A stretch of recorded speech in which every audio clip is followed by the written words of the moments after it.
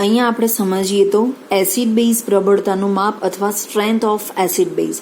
અહીંયા આપણે 3 પ્રકારના જે આર્યેનિયસ, લોરી, બ્રેનસ્ટેટ અને ત્રણેક પ્રકારના વૈજ્ઞાનિકોના સાથે એસિડ બેઝના સિદ્ધાંત વિશે સમજ્યા છીએ. એ ત્રણેય સિદ્ધાંતનો ઉપયોગ આપણે આગળની થિયરીઓમાં કરવાનો થશે. તો એસિડનું જલીય દ્રાવણ એટલે કે વિયોજન થાય, એસિડનું જલીય દ્રાવણ જેટલે અંશે વિયોજન થાય એટલે અંશે એ પ્રબળ એસિડ ગણાય. એવી જ રીતે બેઝની પ્રબળતા માટે આપણે સમજીએ તો પ્રોટોન સ્વીકારવાની ક્ષમતાથી એ નક્કી થાય છે. તો એસિડ અને બેઝની પ્રબળતા નક્કી કરવા માટેનો અહીંયા આપણને ક્રમ આપ્યો છે કે એસિડનું જલીય દ્રાવણમાં જેટલે અંશે વિયોજન થાય તેટલે અંશે પ્રબળ એસિડ ગણાય. એવી જ રીતે બેઝની પ્રબળતા તેની પ્રોટોનની સ્વીકારવાની ક્ષમતા ઉપરથી નક્કી કરવામાં આવે છે. તો પ્રબળ એસિડ તેની પ્રોટોન આપવાની વધુ ક્ષમતાને કારણે પૂરેપૂરા વિભાજિત થાય છે, પરંતુ પૂરક બેઝ પ્રોટોનને મજબૂત રીતે પકડી ન રાખતા હોવાથી તેઓ નિર્બળ બને છે. આમ જો એસિડ પ્રબળ હોય તો તેનો પૂરક બેઝ નિર્બળ હોય, એટલે કે ધારો કે HCl એ પ્રબળ એસિડ છે અને એનો પૂરક બેઝ જે છે Cl- એ નિર્બળ છે. હવે જો એસિડ પ્રબળ હોય તો પૂરક બેઝ નિર્બળ હોય છે. દાખલા તરીકે HCl પ્રબળ એસિડ છે તો તેનો પૂરક બેઝ Cl- જે છે એ નિર્બળ છે. જો એસિડ નિર્બળ હોય તો તેનો પૂરક બેઝ પ્રબળ હોય છે. હવે ધારો કે અહીંયા CH3COOH નિર્બળ એસિડ તરીકે આપણે લીધેલો છે તો એનો પૂરક બેઝ જે છે CH3COO- એ પ્રબળ છે. તો એના ઉપરથી આપણે સમજી શકીએ છીએ કે જો એસિડ પ્રબળ હોય તો પૂરક બેઝ નિર્બળ હોય અને જો એસિડ નિર્બળ હોય તો પૂરક બેઝ પ્રબળ હોય છે. પ્રોટોન વિનિમય દ્વારા મળતી એસિડ બેઝ પ્રક્રિયા સામાન્ય રીતે ઘણી જ ઝડપી હોય છે, જેથી સંતુલન તરત જ સ્થપાય છે. અને સક્રિય જથ્થાના નિયમને આધારે સંતુલન અચળાંક જલીય દ્રાવણમાં આપણે નીચે પ્રમાણે સમજી શકીએ છીએ કે એસિડની પ્રબળતા અને એની પાણીમાં આયનીકરણ પામવાની ક્ષમતા વડે દર્શાવી શકાય છે. કાલ્પનિક એસિડ ધારો કે અહીંયા આપણે એક HA લીધેલો છે, જે એસિડ માટે લીધેલો છે. ધારો કે એસિટિક એસિડ છે કે H2SO4 ગમે તે કોઈ એસિડ માટે આપણે અહીંયા એક કાલ્પનિક એસિડ લીધેલો છે. હવે કાલ્પનિક એસિડની પાણી સાથેની પ્રક્રિયા માટેનું સામાન્ય સમીકરણ અહીંયા આપણને દર્શાવ્યું છે કે ધારો કે કોઈ કાલ્પનિક એસિડ હોય એની H2O સાથે તમે પ્રક્રિયા કરો છો એટલે Ka જે છે અહીંયા સમીકરણનો સક્રિયકરણ અચળાંક છે. H2O સાથે અને આમાંનો પ્રોટોન બંને જોડાઈ અને H3O+ બનાવે છે અને A- જે છે અહીંયા બેઝ તરીકે નિપજ બને છે. તો અહીંયા આપણું એસિડની પ્રબળતા માટેનું એક સમીકરણ અહીંયા આપણને આપેલું છે કે જેની અંદર તમે સમજી શકો છો કે એક કાલ્પનિક એસિડમાં રહેલો એક પ્રોટોન H2O સાથે જોડાઈ અને H3O+ બનાવે છે અને બેઝ નિપજ તરીકે દૂર મળે છે. આ પ્રક્રિયા માટેના સંતુલન અચળાંકને નિપજોની સાંદ્રતા અને પ્રક્રિયકોની સાંદ્રતાના ભાગાકાર વડે દર્શાવી શકાય છે, જે તમે અગાઉ પણ શીખી ગયેલા છો. કોઈપણ પ્રક્રિયાનો સંતુલન અચળાંકને લેવા માટે એની પ્રક્રિયકની સાંદ્રતા અને નિપજોની સાંદ્રતાને તમે ભાગાકાર વડે દર્શાવી શકો છો. તો ધારો કે અહીંયા Ka જે છે સક્રિયકરણ અચળાંક છે, H3O+ અને A- જે છે એ આપણી નિપજ છે અને HA જે છે આપણો પ્રક્રિયક છે. તો અહીંયા નિપજોની સાંદ્રતા ભાગ્યા પ્રક્રિયકોની સાંદ્રતા દ્વારા સમગ્ર સંતુલન અચળાંકને દર્શાવી શકાય છે. તો K જે છે અહીંયા એસિડિકતાનો અચળાંક છે અને એસિડિકતાનો અચળાંક જે છે એ એવું દર્શાવે છે કે જો એસિડ પ્રબળ હશે તો વધુ પ્રમાણમાં વિઘટિત થશે અને Ka નું મૂલ્ય વધુ આપશે, પરંતુ સંપૂર્ણપણે આયનીકરણ પામે તો એનો વિયોજન અચળાંક જે છે 1 કરતાં વધુ હોય છે. હવે શું કહે છે કે મોટાભાગના કાર્બનિક એસિડો નિર્બળ એસિડ છે કે જેમના Ka ના મૂલ્યો 10⁻⁴ કરતાં ઓછા હોય છે. એટલે મોટાભાગના કાર્બનિક એસિડ નિર્બળ એસિડ તરીકે વર્તે છે કે જેમના Ka ના મૂલ્યો 10⁻⁴ કરતાં પણ ઓછા હોય છે. અને ઘણા કાર્બનિક સંયોજનો અતિ નિર્બળ એસિડ છે. ધારો કે મિથેન અને ઇથેનના Ka નું મૂલ્ય 10⁻14 કરતાં પણ ઓછું છે. એટલે એવું પણ કહી શકાય કે બિન એસિડિક છે. હવે રાસાયણિક વિજ્ઞાને મોટા ભાગે એસિડિકતાના અચળાંક તરીકે Ka ને પસંદ કરેલો છે. એના ઋણ લઘુ ગુણાંક એટલે કે એને pK દ્વારા દર્શાવવામાં આવે છે, જે હાઇડ્રોનિયમના આયનની સાંદ્રતા pH અત્યાર સુધી તમે શીખતા આવ્યા છો કે Ka ના ઋણ લઘુ ગુણાંક દ્વારા pK દ્વારા જે દર્શાવે છે કે જે હાઇડ્રોનિયમ આયનની સાંદ્રતા ઋણ લઘુ ગુણાંક જે pH છે એની સાથે સામ્યતા દર્શાવે છે. તો ધારો કે અહીંયા pK -log Ka લખ્યું છે. હવે Ka શું દર્શાવે છે? એસિડિકતાનો અચળાંક છે. એસિડિકતાના અચળાંકમાં પ્રોટોનની સંખ્યા આવે છે. અને pH શું દર્શાવે છે? H3O+ અથવા H+ ના ઋણ લઘુ ગુણાંકની સાંદ્રતા, એટલે બંનેની સામ્યતા છે. એટલે pK is equal to minus log K અને pH is equal to minus log H3O plus અથવા H અથવા OH માઇનસની સાંદ્રતા દર્શાવે છે. તો શું કહે છે કે પ્રબળ એસિડના પીકેના મૂલ્યો સામાન્ય રીતે શૂન્યની આસપાસ હોય છે, જ્યારે નિર્બળ એસિડના પીકેના મૂલ્યો 4 કરતાં વધુ હોય છે. એટલે એવું નોંધી શકાય કે જેમ કેના મૂલ્યો વધે એમ પીકેના મૂલ્યોમાં ઘટાડો થાય છે અને જેમ કેના મૂલ્યો ઘટે એમ પીકેના મૂલ્યો વધે છે. આમ પીકેનું મૂલ્ય જો વધુ હશે તો એસિડ નિર્બળ હશે અને જો પીકેનું મૂલ્ય ઓછું હશે તો એસિડ પ્રબળ હશે. અહીંયા તમે જોઈ શકો છો કે પીકેનું મૂલ્ય 4.76 છે. હવે આપણે શું કહ્યું કે પીકેનું મૂલ્ય જો ઓછું હોય તો એસિડ પ્રબળ હોય, એટલે પીકેનું મૂલ્ય વધુ હોય તો નિર્બળ એસિડ હોય. તો અહીંયા પીકેનું મૂલ્ય સૌથી વધારે આનું છે તો એ નિર્બળ એસિડ છે, અને પીકેનું મૂલ્ય જો ઓછું હોય તો અહીંયા એસિડ પ્રબળ હશે. એવી રીતે તમે આની અંદર CH3COOH જે છે વીક એસિડ છે અને HCl જે છે સ્ટ્રોંગ એસિડ છે, તો પીકેના મૂલ્યના ફેરફાર પણ તમે જોઈ શકો છો. અને પ્રબળ એસિડના પીકેના મૂલ્યો લગભગ 0ની આસપાસના હોય છે. તો અહીંયા CF3COOH પણ તમે જોઈ શકો છો. હવે શું કહે છે કે ધારો કે આપણો આ કાલ્પનિક એસિડ H2 સાથે પ્રક્રિયા કરી અને H3O પ્લસ અને A માઇનસ બનાવે છે. તો K ઇઝ ઇક્વલ ટુ આપણે અગાઉ જોયું એ પ્રમાણે H3O પ્લસ સાંદ્રતા ઓફ H3O પ્લસ સાંદ્રતા of A minus divided by HA. એમાં H2O જે છે એ અચળ રહે છે.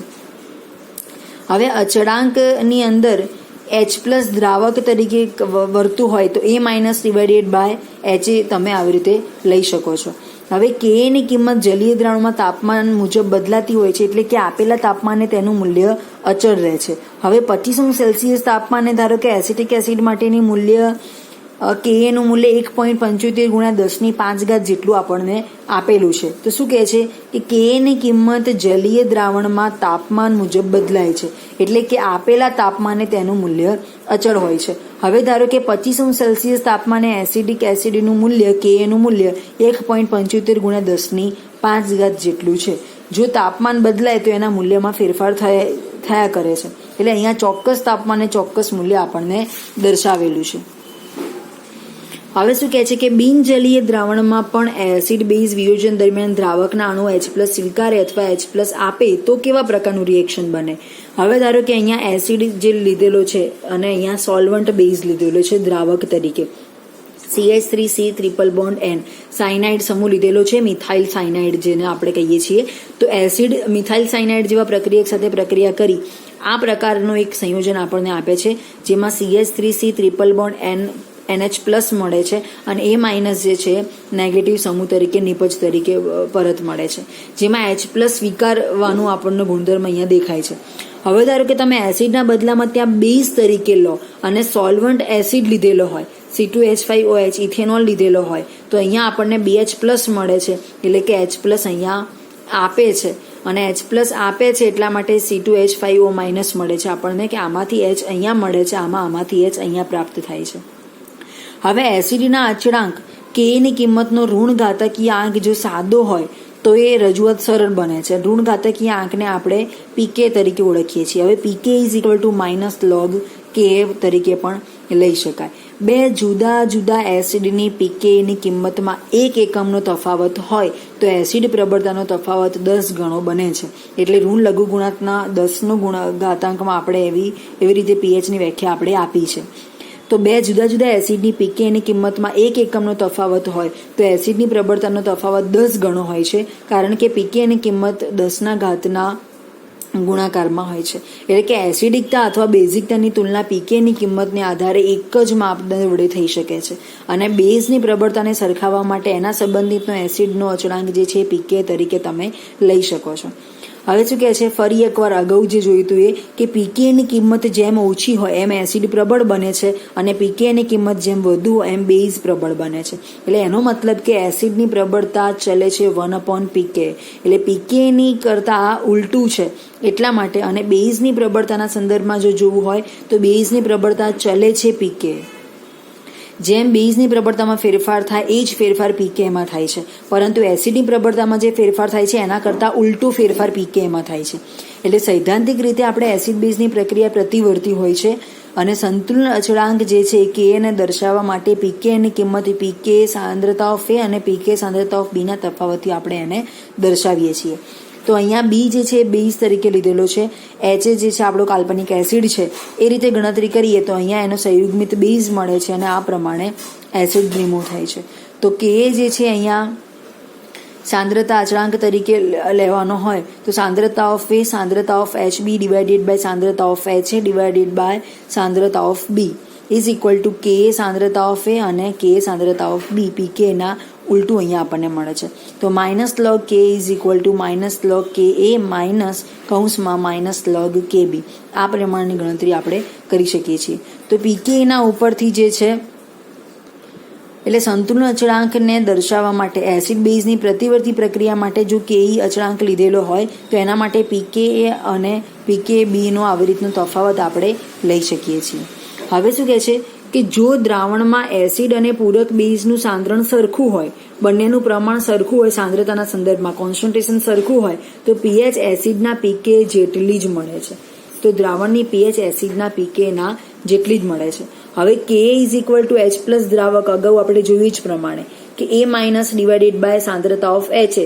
સાંદ્રતા સરખી હોવાના કારણે આ બંનેનું મૂલ્ય પણ સરખું જોવા મળે છે. એટલે સાંદ્રતા of H A is equal two સાંદ્રતા ઓફ એ બાર આપણને મળે છે.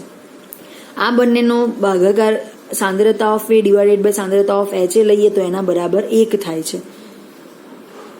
એટલા માટે કે ઇઝ ઇક્વલ ટુ ખાલી એચ પ્લસ દ્રાવક તમે લખી શકો છો.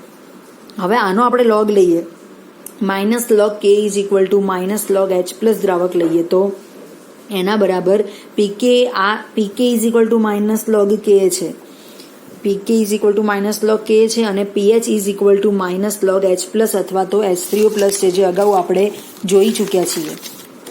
PH is equal to minus log H3O plus અથવા pK is equal to minus log K છે. સંપૂર્ણ યુનિટની અંદર ઘણા બધા પ્રશ્નો, ઘણી બધી લાઈન, ઘણા બધા ટોપિક રિપીટેડ છે, પણ તમારે કયો કોન્સેપ્ટ ક્યાં કેવી રીતે ઉપયોગમાં લેવાનો છે એ ખાસ ધ્યાનમાં લેવું પડશે. ઘણી બધી લાઈન એકના એક વખત આવે છે. તો pK is equal to pH છે પણ કોન્સેપ્ટ બધાના અલગ અલગ છે.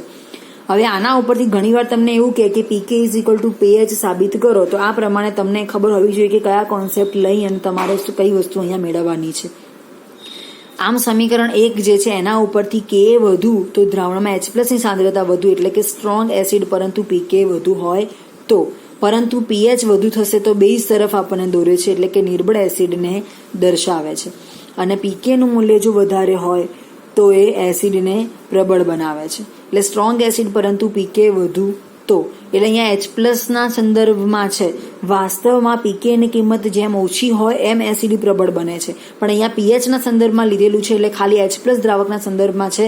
એટલા માટે આ કોન્સેપ્ટ અહીંયા આવી રીતે આપેલો છે કે સમીકરણ 1 ઉપરથી આપણે જો સમજીએ તો કે વધુ હોય તો દ્રાવણમાં એચ પ્લસની સાંદ્રતા વધુ જોવા મળે છે એટલે કે સ્ટ્રોંગ એસિડ મળે છે. પીકે વધુ તો સમીકરણ 2 પરથી પીએચ વધુ થશે અને બેઝ તરફ દોરી જશે. અહીંયા પણ એ વસ્તુ સાબિત થાય છે કે જો પીકે વધુ તો આ લાઈન તમારે લેવાની છે કે જો પીકે વધુ હોય તો પીએચ વધુ થશે અને બેઝ તરફ દોરી જશે. એટલે કે પીકેની કિંમત જો વધુ હશે તો બેઝ પ્રબળ બનશે અને પીકેની કિંમત જો ઓછી હશે તો એસિડ પ્રબળ બનશે.